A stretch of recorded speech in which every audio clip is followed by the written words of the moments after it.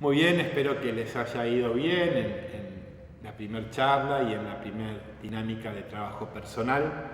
Como les había dicho, esta segunda charla tiene un carácter más esponsal, como pareja, como matrimonio, y por eso el título que elegí es Juntos en la misma barca, ¿no?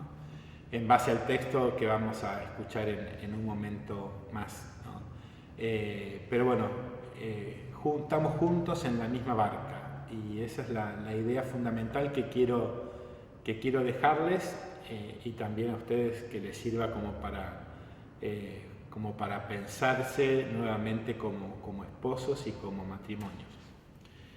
Así como les decía del consentimiento matrimonial que los convirtió en esposos, y en la primera charla poníamos el énfasis en el yo me entrego, me dono, esta segunda charla tiene el foco en la segunda parte del consentimiento matrimonial, que es donde dicen: y prometo serte fiel tanto en la salud como en la enfermedad, en la prosperidad como en la adversidad, amándote y respetándote durante toda mi vida, ¿no? Qué lindo, lo vuelvo a repetir, si quieren tomarse de la mano, esto se lo han dicho o han deseado decírselo, así que es este amor que se aventura en una promesa, ¿no? Y la promesa incluye no solamente los momentos buenos, sino también la promesa incluye los momentos no tan buenos, ¿eh? Por eso aparece la enfermedad y aparece la adversidad. Pero vuelvo a repetirlo, tómense de la mano: y prometo serte fiel tanto en la salud como en la enfermedad, en la prosperidad como en la adversidad, amándote y respetándote durante toda mi vida.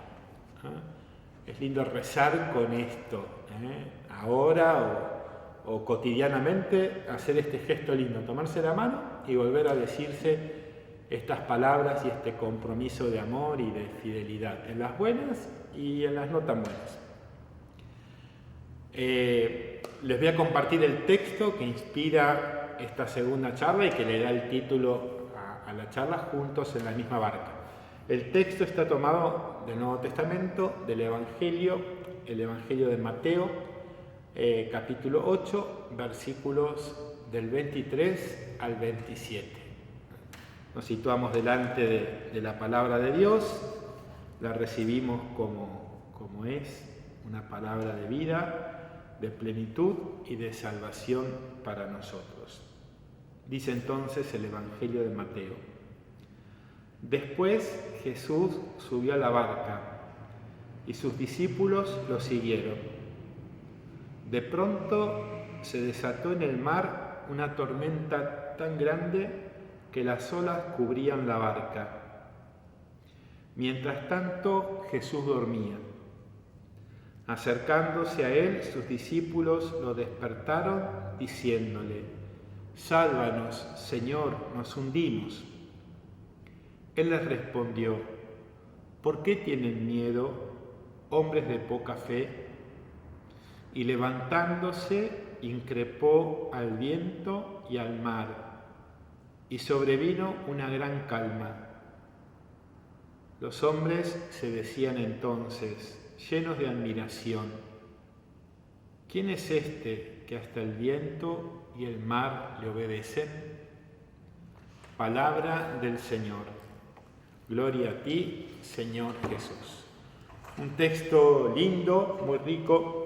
No hace mucho hemos escuchado uno similar, el viernes de Cuaresma, donde el Papa Francisco rezaba por la pandemia en soledad frente al Cristo en la Plaza San Pedro del Vaticano. No es este texto, pero era uno similar, ¿no? Una barca en medio de una tormenta y el miedo que se apoderaba de los discípulos, y el Papa nos decía, nos ayudaba a tomar conciencia de que no estamos solos, sino que estábamos juntos en esa misma barca. Bueno, esto es lo que quiero transmitirles yo también ahora, juntos en la misma barca. De este Evangelio, como subrayado algunos elementos, que es lo que quiero compartirlos y aplicarlos y significarlo para su vida de familia y de esposos. Lo primero que subrayo es: Jesús está en la barca, ¿no? Lo primero que nos dice el texto es que Jesús está en la barca. Y esto es un muy buen punto de partida, ¿no? Saber que Jesús está en la barca de nuestro matrimonio. En esta resignificación, la barca es el matrimonio de ustedes, ¿no? Y es bueno el punto de partida saber que Jesús está en medio nuestro, que Jesús está en nuestra familia, que Jesús está en nuestro matrimonio.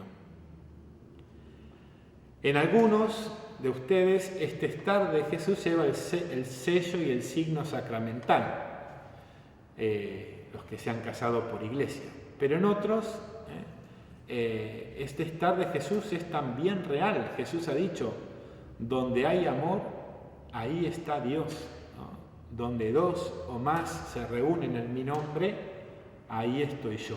Entonces, ya sea porque están casados por iglesia o porque están juntos en la experiencia y en la aventura del amor, Jesús está, ¿no? Jesús está arriba de la barca del matrimonio de ustedes. Y esto es muy importante, e insisto que es el punto de partida. No estamos solos, Dios está con nosotros. Y no debemos caer en la presunción de creer que estamos solos y que el matrimonio es algo solamente del esposo y de la esposa. No, Dios está ahí, dándose, ofreciéndose, actuando en la vida cotidiana de ustedes. Nunca estamos solos. Dios nunca abandona a los que ama y nunca abandona a los que se aman. Si no tenemos esta percepción, si no vivimos con claridad diáfana la certeza de que Dios está, los invito a que hagan este acto de fe, ¿no? Creo, Señor, que estás. Creo, Señor, que estás. Creo, Señor, que permaneces a nuestro lado en nuestro matrimonio. Creo que lo que me pasa o lo que nos pasa te importa. Creo que hay un tú con mayúscula y ese es Dios, a quien le puedo o le podemos dirigir la voz a modo de plegaria. Creo que hay un tú y es Dios a quien le puedo orientar mis búsquedas, nuestras búsquedas, mis miedos, nuestros miedos, mis preocupaciones, nuestras preocupaciones, ¿no?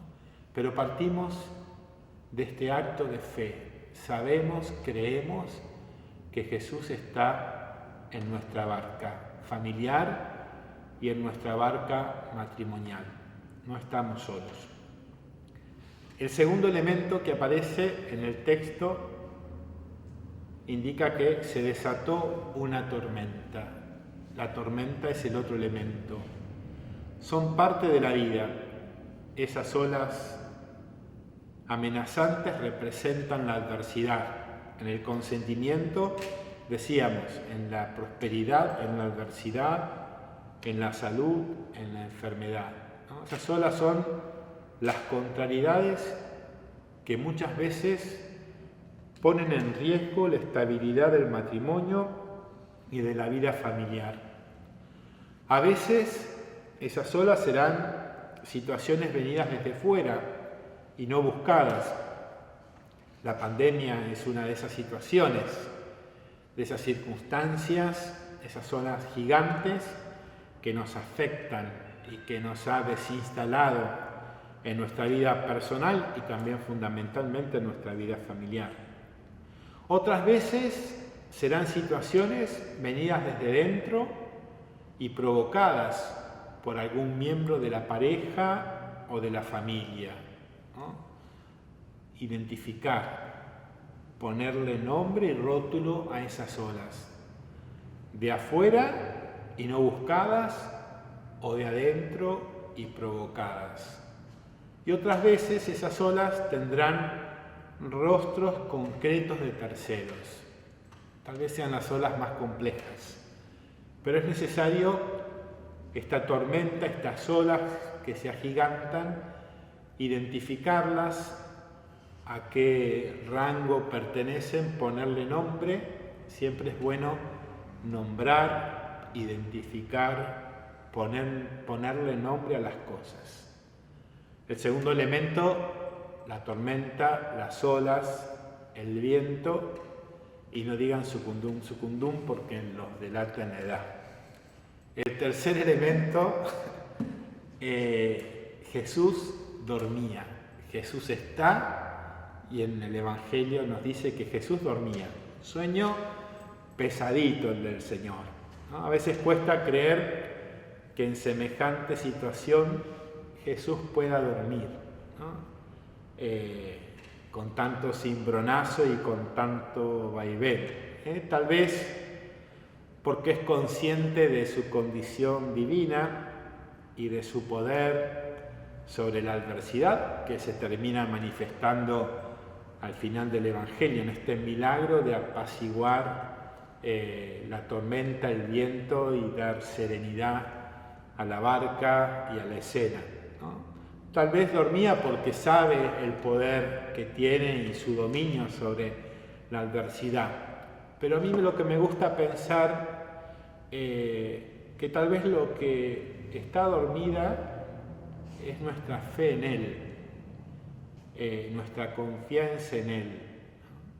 Lo que se ha dormido es la gracia del amor que los ha unido por esposos, como que ha quedado encriptada al momento de recibir el sacramento o al momento de la unión, pero que no hemos dejado que esa gracia inicial esté vigente y latente. Y por ahí se ha encriptado y se ha adormecido. Tal vez el que está dormido no es Jesús, sino que tal vez lo que se ha dormido o el que se ha dormido hemos sido nosotros en nuestra actitud creyente. Nuestra fe en Él se durmió, nuestra confianza en Él se durmió, la gracia del sacramento ha quedado inactiva. Y es eso lo que hay que activar y despertar. Y creo yo que este retiro es un muy buen momento y una muy buena oportunidad para activarnos en la fe y en el don y en la gracia que Dios ha derramado en nosotros, en ustedes, ¿no? Jesús dormía, pero invito yo a pensar más que los que nos hemos dormido hemos sido nosotros, nuestra fe, nuestro sentido religioso de la vida y nuestro sentido religioso del matrimonio o del ser esposos. El otro elemento es el grito de desesperación: sálvanos, Señor, nos hundimos, ¿no? Aquí aparece el grito del creyente, de aquel que sabe que solo no puede, o de los que saben que solos no pueden frente a un escenario tan complejo. En estos momentos de crisis, no jugarla de taquito, no caer en la presunción y soberbia de tenerlo o de creerlo todo controlado. Por eso no hay mayor necedad que la del presumido. En el límite, descubrir que solos no podemos y acudir, ¿no? Señor, sálvanos, Señor, ayúdanos, que nos hundimos. Quisiera resaltar este elemento, ¿no? El grito está puesto en plural, ¿no? Sálvanos, nos hundimos, ¿no? Y precisamente en el matrimonio debe ser así la súplica. Es una súplica conjunta. Sálvanos, nos hundimos. ¿Por qué? Porque estamos juntos en la misma barca.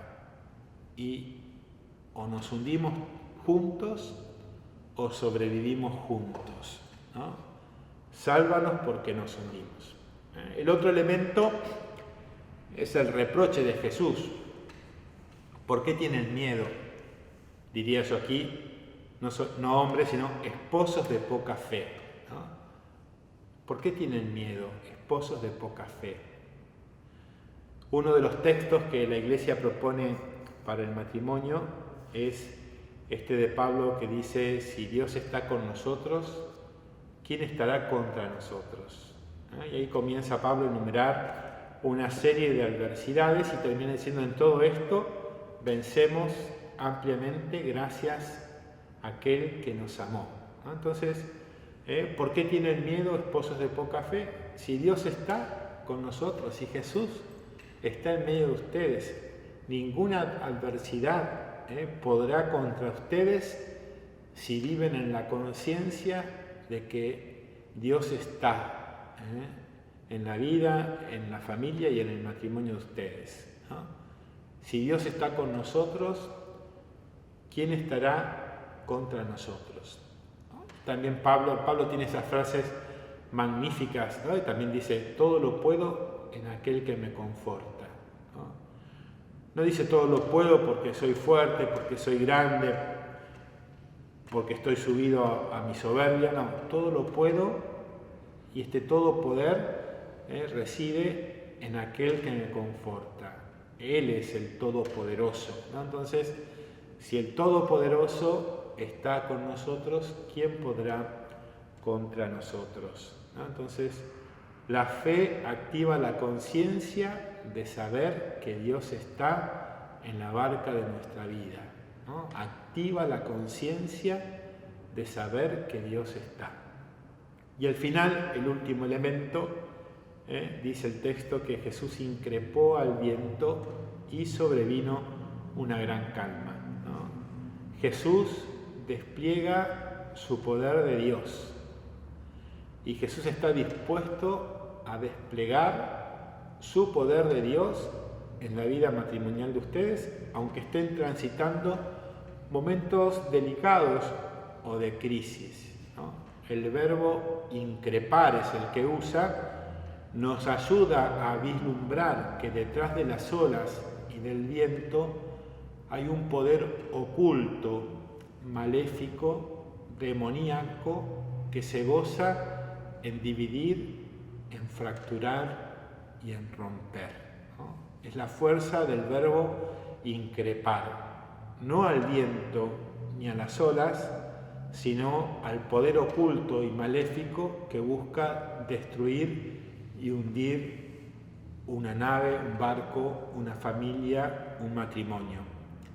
Solo su palabra poderosa puede ponerle un límite al mal, y solamente su palabra puede devolver la calma, la serenidad a nuestra vida y a la vida esponsal de ustedes, ¿no? Y con el mar apaciguado podemos retomar el horizonte amplio y hasta incluso podemos avisorar el puerto de destino, recuperar el horizonte, la meta, ¿no? Esta aventura de navegar juntos tiene un horizonte, una meta, y para nosotros es la plenitud que se dará en el cielo, ¿no? Hasta que la muerte los separe, para luego la plenitud del amor en el cielo, ¿no? Entonces, cuando vuelve la calma, podemos retomar ese horizonte de cielo que Dios nos ofrece y nos regala. Pero también veía yo en esto los grandes maestros espirituales y los sabios han aportado como esta regla: en los momentos de crisis no hay que tomar decisiones, ¿no? Solamente en los momentos de serenidad y de calma hay que tomar las decisiones profundas.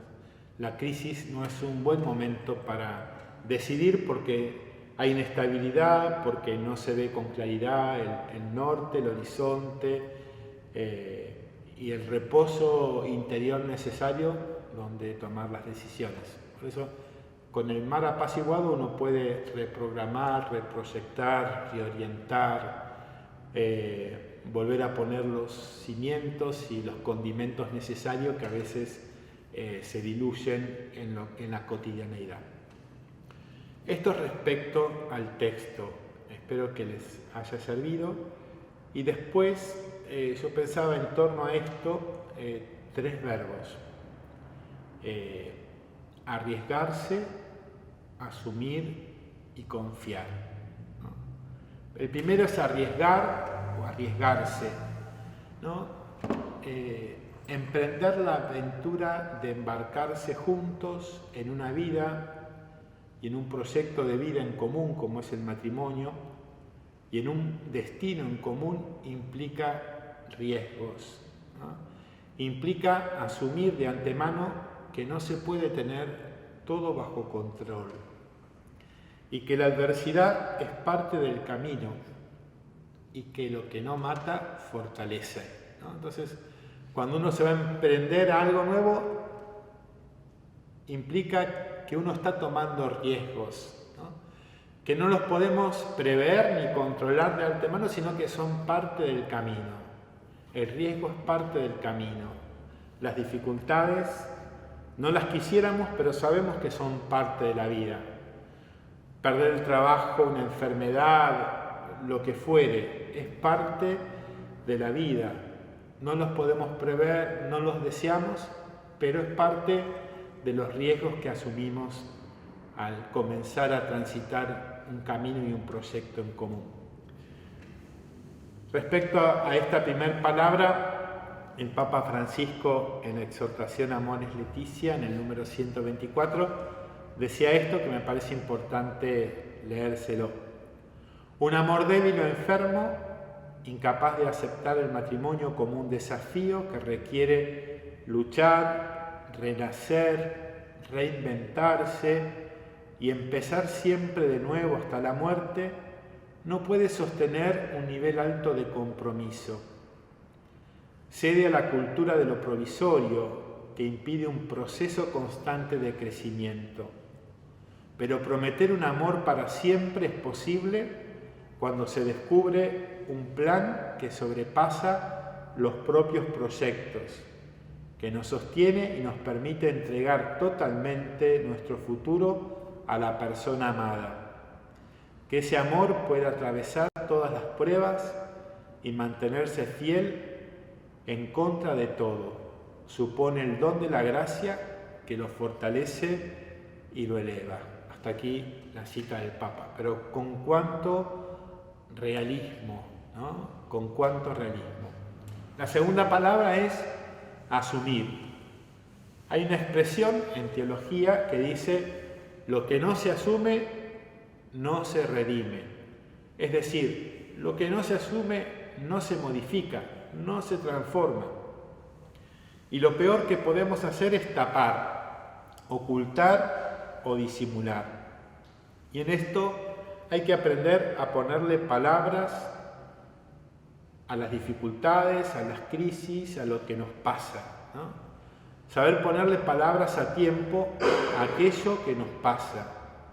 Y en el matrimonio nunca me pasa a mí, sino que nos pasa a los dos, ¿no? Tal vez sería una buena pregunta para hacernos.